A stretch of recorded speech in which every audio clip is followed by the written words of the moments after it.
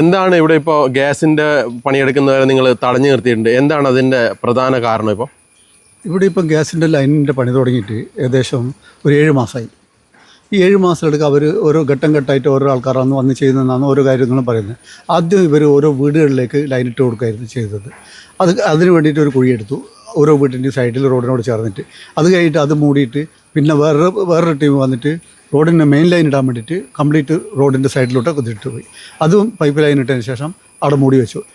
അത് കഴിഞ്ഞിട്ട് വേറൊരു ടീം കുറേ ദിവസം വന്നിട്ട് വീണ്ടും കുഴിച്ചിട്ട് ജോയിൻ ചെയ്യാൻ വേണ്ടി മെയിൻ ലൈനിലേക്ക് ജോയിൻ ചെയ്യാൻ വേണ്ടി അന്നും ഞാനിവരോട് ചോദിച്ചിട്ട് നിങ്ങൾക്ക് എന്നാൽ ഇത് ഒന്നിക്കൽ അപ്പം തന്നെ അങ്ങ് ജോയിൻ ചെയ്താൽ പോരെ, എന്നാൽ പിന്നെ ഈ പ്രശ്നമുണ്ടോ? അത് ഓരോരോ കോൺട്രാക്ടറാണ് ചെയ്യേണ്ടത്. ഓക്കെ, അങ്ങനെ ഇതൊക്കെ ആയതിനു ശേഷം ഇവർ മഴ വരുന്നതിന് മുമ്പേ മണ്ണിട്ടിട്ട് കുറച്ച് ഇതാക്കി വെച്ച് മഴ പെയ്തതിന് ശേഷം മണ്ണൊക്കെ അവരാൻ തുടങ്ങി, കുഴിയായി തുടങ്ങി. ഇവിടുന്ന് ചെമ്മിയ സ്കൂളിലേക്ക് 10,000 കുട്ടികൾ പല ഈ റോഡ് ഹൈവേ ആയിട്ട് ബന്ധപ്പെട്ടിട്ട് പല പ്രശ്നങ്ങളുള്ളതുകൊണ്ട് ഈ ഇങ്ങനെയുള്ള ഊടുവഴികളിലോട്ടൊക്കെയാണ് വരുന്നത്. ഇതൊക്കെ പരിഗണിച്ച് നമ്മൾ പല പ്രാവശ്യമായിട്ട് പല ആൾക്കാരോട് പറയുമ്പോൾ എല്ലാവരും ചിലവർ അത് നമ്മൾ ചെയ്യുക, ചിലവർ പറയും ഇത് നമ്മളിതല്ല വേറൊരു ടീം അങ്ങനെ പറഞ്ഞിട്ട് ഒഴിവായാലാണ്. എന്നാലും നമ്മളൊരു വികസനത്തിൻ്റെ ഭാഗമല്ലേ വെച്ചിട്ട് നമ്മളിതൊന്നും അധികമൊന്നും ഇത് ചെയ്തില്ല. മഴ പെയ്യാൻ തുടങ്ങിയ ശേഷമാണ് ഇവർ കുറച്ച് ജെല്ലി കൊണ്ടിട്ട് എന്തോ സിമെൻറ്റ് കാശില്ല. പിറ്റേന്ന് മഴ പെയ്തപ്പോൾ അതിൻ്റെ സിമെൻറ്റിൻ്റെ അംശമെല്ലാം പോയി വെറും ജെല്ലിയാക്കി. അത് റോഡ് തറച്ചുമായി, സ്കൂട്ടർ പോകാൻ കഴിയാണ്ടായി, അങ്ങനെ ഒരു അവസ്ഥ. അതും കൊണ്ട് കുറേ ദിവസം അങ്ങ് പോയി. ഇപ്പോൾ ഒരാഴ്ച മുന്നേ വീണ്ടും കുറേ കോൺക്രീറ്റ് ആ വെയിലുള്ള സമയത്ത് ചെയ്തില്ല. വെയിലിൻ്റെ ഇട്ടതിൻ്റെ പിറ്റേന്ന് മഴയും പെയ്ത് കംപ്ലീറ്റ് ഒലിച്ചു പോയി. നിങ്ങൾ ഇത് നോക്കിയാട്ടെ, ഈ അവസ്ഥ നോക്കിയാട്ടെ. ഇത് ഇങ്ങനെ ഒലിച്ചു പോയിട്ട് വീട് നിങ്ങൾക്ക് വണ്ടിക്ക് കയറി വരാൻ വയ്യ, ഗ്രിപ്പ് കിട്ടും, ഇവിടുത്തെ കിട്ടും. എത്ര സ്കൂട്ടറിലും ബൈക്കിലും കുട്ടികൾ പോകുന്നുണ്ട്. അതേപോലെ വീട്ടിലൊരു കുട്ടി സുഖമില്ലാത്തൊരു കുട്ടിയുണ്ട്. ഒന്നാം ആംബുലൻസിൽ ഡോക്ടറെ അടുത്ത് കൊണ്ടാണ് അവർക്ക് അത് കുട്ടീനെ എടുത്തിട്ട് കൊണ്ടുവന്നിട്ട് വേണം ഇവിടെ കൊണ്ടുവന്നിട്ട് അത് കൊണ്ടുവന്നത്. ഇതാരോട് പറയാനാണ്? ഇത് ഉത്തരവാദപ്പെട്ട കുട്ടികൾക്ക് ആർക്കും ഇവരോട് ചോദിക്കുമ്പോൾ അവർ പറയുന്നത് വെച്ചാൽ അത് വേറൊരു കോൺട്രാക്റ്റാണ്, ഇത് വേറൊരു കോൺട്രാക്റ്റാണ്. ഏതൊരു കോൺട്രാക്റ്റായാലും മെയിനായിട്ട് ഒരാളുണ്ടാവില്ലേ. മാത്രമല്ല ഇതിനെല്ലാം നോക്കി നടത്തുന്നത് ഇവിടുത്തെ ഒരു അതോറിറ്റി PWDൻ്റെ ആരെങ്കിലും വേണ്ട ഇതെന്നാ ചെയ്യുന്നത്, ഇവിടെ ഈ റോഡ് കട്ട് ചെയ്തത് ശരിയാണോ, റോഡ് കട്ട് ചെയ്ത് നിർത്തുന്നുണ്ട്, ഇതൊക്കെ നോക്കാൻ അങ്ങനെയൊന്നും ഒരു സംവിധാനമല്ല, ഒരുത്തനും വരുന്നില്ല. അതുപോലെ തന്നെ ഇവർ എന്തോ ഒരു എണ്ണ പോലെ ലായനി ഒഴിച്ചിട്ട് അത് തോട്ടിലേക്ക് ഒഴി പോകുന്നല്ലോ, അത് അതിനെപ്പറ്റി പറയുന്നത് കേട്ടിട്ടുണ്ടായിരുന്നു. പിന്നെ ഇത് താറിൻ്റെ കൂടെ ചെയ്തിട്ടുണ്ട് മിക്സ് ചെയ്യുന്നത് എന്തോ എന്താണെന്ന് അറിയില്ല. എന്നിട്ട് അതൊക്കെ പൊല്യൂഷൻ പ്രശ്നമൊക്കെ വരുന്നുണ്ടെന്നൊക്കെ പറയുന്നുണ്ട്. അതേപോലെ ഇത് ഇടുന്ന് കുറച്ച് മുന്നോട്ട് മാറിയിട്ട് പിന്നെ ജെല്ലി വണ്ടി കൊണ്ടുവന്ന് ഇറക്കി. അത് കഴിഞ്ഞിട്ട് ഇപ്പം 6 ദിവസമായി. അതിനിടയ്ക്ക് 3 പ്രാവശ്യം നമ്മൾ ഇവരോട് പറഞ്ഞു അത് നിങ്ങൾ ഒന്നിക്കൽ ഇട്, അല്ലെങ്കിൽ ഒരു സൈഡിലേക്ക് വലിച്ചു കയറ്റി. ഇതൊന്നും ചെയ്തില്ല. അപ്പോൾ ഇന്നലെ നമ്മൾ പറഞ്ഞു ഇതൊന്നും ചെയ്യാതെ നമ്മളിങ്ങനെ പണിയെടുക്കാൻ പറ്റില്ല.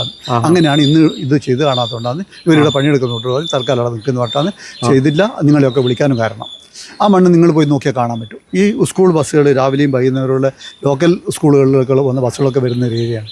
ഇത്രയും ഇതാക്കിയിട്ട് ഒരു കോമൺ സെൻസും ഇല്ലാത്ത പണിയാണ് ചെയ്യുന്നത്. അപ്പോൾ നിങ്ങളിപ്പോൾ ഈ ഒരു ജോലിക്കാരെ തടഞ്ഞില്ലേ, അപ്പോൾ അതിനിപ്പോൾ എന്താണ്? അവരോട് പണി നിർത്താൻ പറ്റും. അവരാരൊക്കെ വിളിച്ചിട്ടുണ്ട്. അവർ പറഞ്ഞാൽ നമ്മളോട് പറഞ്ഞ് ഇവിടെ ഒരു പോസ്റ്റിലുള്ള ഒരു നമ്പർ കാണിച്ചാൽ പറഞ്ഞാൽ അതിൽ വിളിക്കുന്നത്. അതിൽ വിളിച്ചപ്പോൾ അവർ പറയാണ് ഇത് സെക്യൂരിറ്റിയാണ്, ഇവിടുത്തെ മെയിൻ ലൈനിൽ കംപ്ലൈൻറ്റ് ആയി കഴിഞ്ഞാൽ വിളിച്ച് പറയേണ്ട നമ്പറൊന്നും പറ്റാതെ ഇവിടെ ഈ നമ്പർ ചെയ്ത് വെച്ചിട്ടുണ്ട്. ഈ നമ്പറിൽ വിളിച്ചാൽ സെക്യൂരിറ്റി എടുക്കേണ്ടത്. അപ്പോൾ എമർജൻസി ഇവിടെ ഗ്യാസ് ലീക്കായിട്ട് തീ പിടിക്കുന്നുണ്ടെങ്കിൽ സെക്യൂരിറ്റി ആക്ഷൻ എടുക്കുക. പിന്നെ ആക്ഷൻ എടുക്കാൻ കഴിവുള്ളൊരു സെക്യൂരിറ്റി പാസ് ചെയ്യല്ലേ വേണ്ടത്. അവർ നമ്മോട് പറയുന്നത് വേറെ നമ്പറിൽ വിളിക്കാൻ. ഞാൻ സെക്യൂരിറ്റിയാണ്, നിങ്ങൾ വേറെ നമ്പറിൽ വിളിക്കുന്നത്.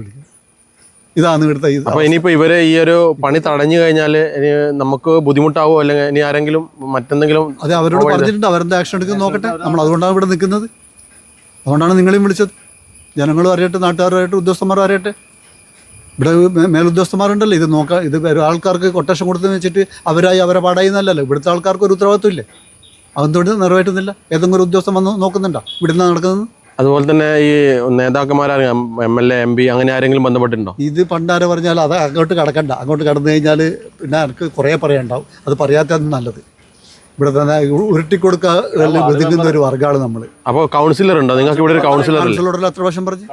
കൗൺസിലർ നിങ്ങളിപ്പോൾ പോയിട്ട് കൗൺസിലർ വീട്ടിൻ്റെ മുമ്പിലുള്ള അവസ്ഥ പോയി നോക്കി. അവിടെ നമ്മൾ ഇതേപോലെ ഒരു പ്രാവശ്യം കംപ്ലൈൻറ്റ് നിങ്ങൾ തന്നെ ഒന്ന് റിപ്പോർട്ട് ചെയ്തത്. അതിനുശേഷം 2 സ്ഥലത്ത് താർ ചെയ്തു. ആ ഗുരുമണ റോഡും അതും ആ റോഡ് താർ ചെയ്ത് ആ താറടക്കം ഒലിച്ചു പോയിട്ട് ഈ കൗൺസിലറുടെ വീട്ടിൻ്റെ മുമ്പിൽ അത് ചാക്കിൽ ജെല്ലി കെട്ടിയിട്ട് അത് റോഡിൻ്റെ മുകളിൽ വെച്ചിട്ടുള്ളത്. എന്നിട്ട് അത് വാഹനം പോകുന്നത്. ഇപ്പം നിങ്ങൾക്ക് കാണാൻ പറ്റും അവിടെ പോയാൽ. അപ്പോൾ എന്താണ് ഒരു പോംവഴി? ഇപ്പോൾ പോംവഴി ഇത് നമുക്ക് എല്ലാവർക്കും അറിയുന്നൊരു പോംവഴിയാണ്. ഇപ്പോൾ ഈ പറയുന്ന ഇവിടെ പണിയെടുക്കുന്നവർക്ക് മനസ്സിലാകുന്നുണ്ട്. അവർ പറയുന്നത് നമ്മളെന്ത് ചെയ്യാനാ? അവർക്ക് മേൽഘടകത്തിന് ചെയ്യാൻ വേണ്ടി പറയുന്ന കാര്യമല്ലേ ഇവർ ചെയ്യുന്നുള്ളൂ. അതിനുള്ള ആക്ഷൻ എടുക്കാൻ വേണ്ടിയിട്ടുള്ള നടപടികൾ ഇവിടുത്തെ ഉദ്യോഗസ്ഥന്മാർ ചെയ്യുക. അല്ലാതെ ഒരാൾക്ക് കോൺടാക്ട് കൊടുത്തെന്ന് വെച്ചിട്ട് അയാൾക്ക് എല്ലാം വിട്ടുകൊടുക്കല്ല. അവർ ചെയ്യുന്നത് കൃത്യതയുണ്ടോ, ചെയ്യുന്നത് ശരിയാണോ എന്ന് നോക്കാൻ വേണ്ടിയിട്ട് ഒരു ഉത്തരവാദപ്പെട്ടവർ വേണം. അവരതിന് മേൽനോട്ടം വഹിക്കണം എന്നാണ് ഇപ്പം പറയാനുള്ളത്.